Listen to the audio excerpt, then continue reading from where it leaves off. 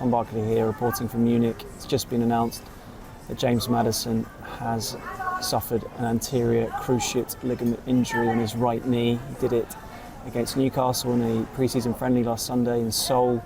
Knew straight away that something was wrong. Thomas Frank had said it was a bad injury after the game.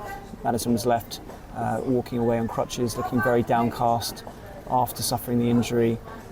Spurs were obviously hoping it wasn't as bad as an ACL, but unfortunately it is. He will undergo surgery and is likely to miss the majority of the season, really, or a large chunk of it anyway. Most ACLs take at least 6 to 9 months to come back from.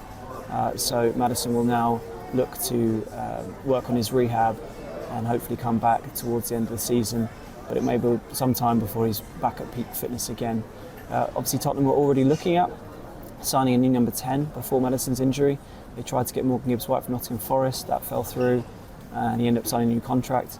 Obviously Maddison being injured now escalates the urgency and the need to sign a new number 10.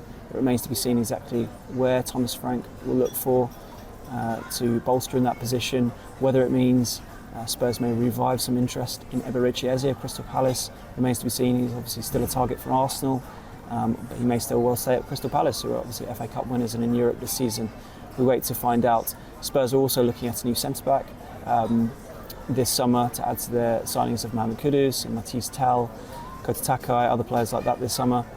Even though they're quite well stocked in that position, obviously Christian Romero and Mickey van der Ven have got relatively difficult injury history, and then there's the fact that Radu Dragusin is also only just coming back from his own ACL injury, and it may be sometime before he's at peak fitness too.